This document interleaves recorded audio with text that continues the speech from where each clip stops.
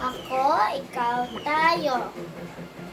Tayong lahat ay Pilipino. Bansang Pilipinas na siyang idalo. Ipinagmamalaki sa buong mundo sa isip, gawa at salita. Pagka Pilipino, di mawawala.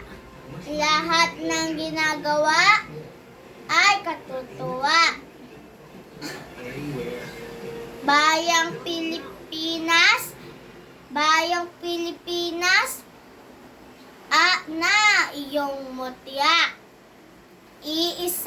Iisa ang lahing ating pinagmulan, kaya't nararapat na magtulungan. Sa timog silangan maging sa kanluran, lahing Pilipino ay ikarangal.